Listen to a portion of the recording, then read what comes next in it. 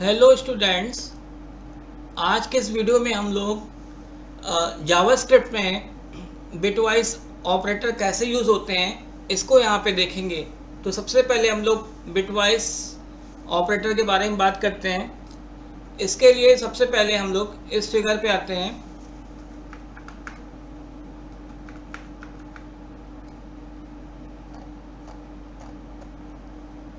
सबसे पहले हम आपको बता रहे हैं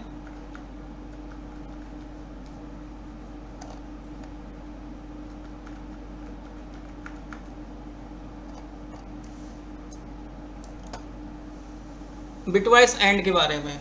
जैसे कि आप देख रहे हो यहाँ पे मैंने कुछ वैल्यू लिखी हुई है।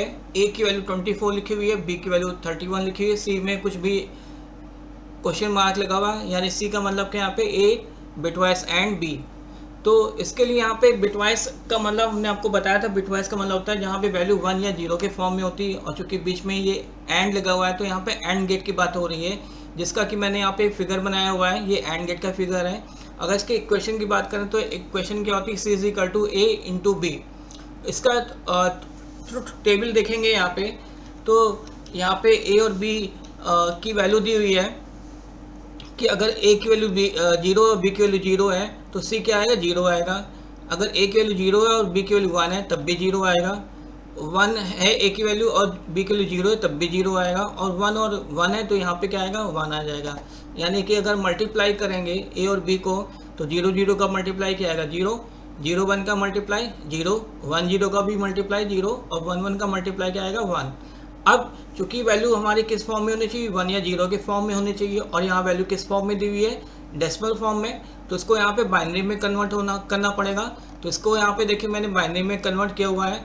तो और ये कब तक डिवाइड करते रहेंगे, जब तक कि वैल्यू वन के बराबर नहीं हो जाती। जैसे सबसे पहले मैंने 24 को 2 से डिवाइड किया तो कितने टाइम्स जाएगा, 12 टाइम्स, और रिमाइंडर कितना आया, जीरो। फिर से 12 को 2 से डिवाइड किया तो कितने टाइम्स गया, 6 टाइम्स, रिमाइंडर क्या है, जीरो। फिर से 2 को डिवाइड किया 6 से तो भी क्या रिमाइंडर आया, 3, सॉरी 3 टाइम्स गया, रिमाइंडर क्या है, जीरो। फिर से 2 को 3 से डिवाइड किया तो कितने टाइम्स गया, 1 टाइम्स, और रिमाइंडर क्या है, 1। अब 2 को 1 से डिवाइड करो, नहीं जाएगा। तो अब इसको हम कैसे लिखेंगे, हम लोग नीचे से ऊपर की तरफ जाएंगे तो इसका बाइनरी फॉर्म क्या आ जाएगा, 110000। इसी तरह से मैंने यहाँ पे 31 को डिवाइड किया हुआ है। तो 31 को डिवाइड करने पे ये 2 टाइम्स जा रहा है, और कितने टाइम्स गया, 15 टाइम्स, रिमाइंडर क्या है, 1। फिर से 2 से डिवाइड करें तो कितने टाइम्स आएगा, 7 टाइम्स, रिमाइंडर क्या आएगा, 1। फिर से 2 से डिवाइड किया कितने टाइम्स गया, 3 टाइम्स, रिमाइंडर क्या है, 1। फिर से 2 से डिवाइड किया तो कितने टाइम्स आएगा, 1 टाइम्स, और रिमाइंडर क्या आया, 1 आया। अब इसका इक्वेशन क्या आ रहा है, हमारा ये आ रहा है। अब इसका एक सॉल्व करने पे, इसको यहाँ पे मैंने सॉल्व किया हुआ है, तो ए की वैल्यू ये आ गई और बी की वैल्यू ये आई। तो अब जब सॉल्व करेंगे, चूंकि एंड गेट लगा हुआ है, तो जीरो वन का जीरो आएगा, जीरो वन का जीरो, जीरो वन का जीरो, वन वन का वन आएगा, वन वन का वन आया। ये किस फॉर्म में आया, ये हमारा बाइनरी फॉर्म में है। अब इसको डेसिमल में कन्वर्ट करना है। तो डेसिमल में मैंने यहाँ पे कन्वर्ट करने के लिए, ये डेसिमल फॉर्म में आया था, इसको कन्वर्ट करना है। तो इसको कन्वर्ट करने के लिए मैंने पहले तो ऊपर इसको कुछ नंबर दे दिए। स्टार्टिंग कहाँ से होगी, जीरो से, 0 1 2 3 4। अब यहाँ पे सॉल्व किया गया तो 0 इंटू 2 की पावर 0 प्लस 0 इंटू 2 की पावर 1 प्लस 0 इंटू 2 की पावर 2 प्लस 1 इंटू 2 की पावर 3 प्लस 1 इंटू 2 की पावर 4। तो इसको सॉल्व करने पे आउटपुट क्या आ रहा है, 24। तो इसका डेसिमल फॉर्म क्या निकलेगा, 24 निकलेगा। अब इसको जरा एक बार हम लोग कोडिंग के फॉर्म में देख लेते हैं। तो इसके लिए कोडिंग पे चलेंगे हम लोग। तो कोडिंग पे चलने के लिए हमने यहाँ पे इसको ओपन कर लिया।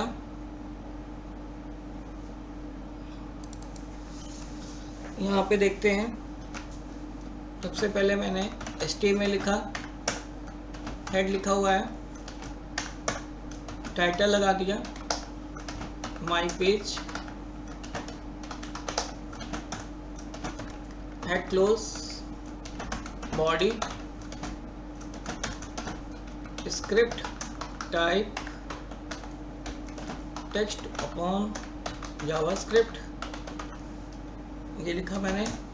फिर वैर ए की वैल्यू 24 लिखी, और बी की वैल्यू क्या लिखी हुई है 31, सी निकालना है हमको, तो C is equal to A bitwise ये लिख लिया मैंने, देन डॉक्यूमेंट डॉट राइट और सी को प्रिंट करा लिया, फिर यहाँ पे स्क्रिप्ट बंद करा, देन बॉडी बंद किया, देन HTML बंद कर दिया। अब इसको सेव कर लेते हैं, डेस्कटॉप पे सेव कर लेते हैं kit.html। सेव करने के बाद इसका आउटपुट देखने के लिए हम लोग चलते हैं। देखिए आउटपुट क्या आ रहा है हमारा 24 आ रहा है, और इसको जब मैंने यहाँ पे सॉल्व किया था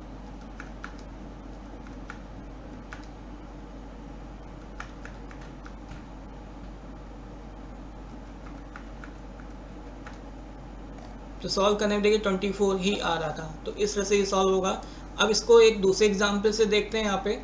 तो यहाँ पे मैंने ए की वैल्यू 36 लिखी, बी की वैल्यू 47 लिखी, और इसमें भी ए बिटवाइज बी निकालना है, बिटवाइज एंड बी। तो सबसे पहले 36 को बाइनरी फॉर्म में कन्वर्ट किया, तो 2 को 36 से डिवाइड को 18 टाइम्स आएगा, और रिमाइंडर कितना आएगा 0। फिर से 2 को डिवाइड किया 9 टाइम्स गया, रिमाइंडर क्या है 0। फिर से 2 को डिवाइड किया 4 टाइम्स आएगा, रिमाइंडर क्या आएगा 1। फिर से 2 को डिवाइड किया तो 2 टाइम्स आएगा, रिमाइंडर क्या है 0। फिर से 2 को डिवाइड किया तो 1 टाइम्स आएगा, रिमाइंडर क्या है 0। अब इसका सॉल्व करने पे ये आ रहा है हमारा। फिर इसी तरह से 47 का निकाला तो 47 का हमारा ये निकल के आ रहा है। अब इसको जब सॉल्व करेंगे तो 0 1 पे क्या आएगा 0, 0 1 पे 0, 1 1 पे 1, 0 1 पे 0 ये आया। अब इसको मैंने यहाँ पे डेसिमल फॉर्म में कन्वर्ट किया, तो डेसिमल फॉर्म में कन्वर्ट करने पे ये आउटपुट आ रहा है। तो इस तरह से ये होगा। अब इसको एक बार उसमें करके देख लेते हैं कोडिंग पे कैसे होगा। देखिए यहाँ पे ए किलो 36 लिख देते हैं, और बी की वैल्यू यहाँ पे क्या लिखते हैं 47, कंट्रोल एस। अब यहाँ पे करेंगे F5, तो देखिए F5 करने पे क्या आ रहा है 36 आ रहा है, और यहाँ पे मैंने इसको सॉल्व किया था, तो सॉल्व करने पे देखिए यहाँ पे 36 आ रहा है। तो इस तरह से ये हमारा बिटवाइज एंड निकल के आ जाएगा। होपफुली इतना आपको समझ में आया होगा। अब आगे देखते हैं इसमें बिटवाइज और कैसे काम करता है। तो बिटवाइज और के लिए हम लोग और गेट पे चलते हैं। जैसे यहाँ पे इक्वेशन लिखी हुई ए किलो 36 है, बी किलो 40 है, और यहाँ पे ये लिखा हुआ है सी ए बिटवाइज और बी। तो और गेट के लिए ये फिगर होगा। तो इसमें क्या होता है ए प्लस बी, इसकी अगर ट्रुथ टेबल देखेंगे तो ए और बी की वैल्यू 0 0 पे 0 आएगा, 0 1 पे 1 आएगा, 1 0 पे 1 आएगा, 1 1 पे 1 आएगा। तो फिर इसको बाइनरी में कन्वर्ट किया गया है। तो बाइनरी में कन्वर्ट करने पे कुछ इस तरह से आउटपुट आ गया हमारा, और 47 का 40 का ये आउटपुट आ रहा है। फिर इसके बाद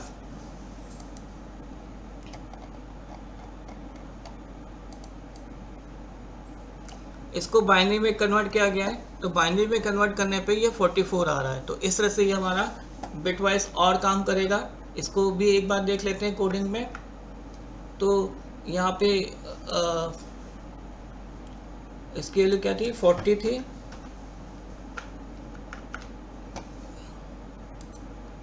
हाँ सही है। अब यहाँ पे इसका ये चेंज हो जाएगा, ये लगा लेते हैं कंट्रोल एस F5। देखिए 44 आ रहा है, और यहाँ पे आप देखोगे तो इसका आउटपुट क्या आ रहा है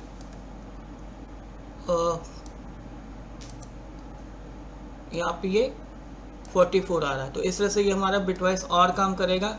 फिर आते हैं एक्सक्लूसिव एक्सऑर कैसे काम करता है। तो एक्सक्लूसिव एक्सऑर में ये फिगर होगा इसका। तो ये हमारा ए ब्रैकेट में बी लिखा हुआ है, इसका मतलब होता है कंपोनेंट्स बोलते हैं इसको, अपोजिट बोल सकते हैं। तो यहाँ पे क्या होगा, इसका टेबल देखेंगे 0 0 पे क्या आ रहा है 0, 0 1 पे 1 आ रहा है, 1 0 पे 1 आ रहा है, और 1 1 पे 0 आ रहा है। तो इसमें क्या होगा, जहाँ पे सेम बिट होगी वहाँ पे वैल्यू 0 रहेगी, और जहाँ पे डिफरेंट बिट होगी तो वहाँ पे वैल्यू 1 रहेगी। जैसे यहाँ पे सेकेंड रो में और थर्ड रो में देखिए डिफरेंट बिट है, 0 1 है तो यहाँ पे 1 आ रहा है, यहाँ पे 1 0 है तो 1 आ रहा है। लेकिन जहाँ पे सेम बिट है तो वहाँ पे वैल्यू क्या रहेगी 0 रहेगी। अब इसको यहाँ पे सॉल्व किया गया है। ए की वैल्यू 36 है, बी की वैल्यू 40 है, उसका ये एक्सक्लूसिव एक्स और निकालना है। तो इसका बाइनरी फॉर्म ये आ गया और 40 का बाइनरी फॉर्म ये आ गया। इसको जब सॉल्व करेंगे तो सॉल्व करने पे कुछ इस तरह से आउटपुट आ जाएगा।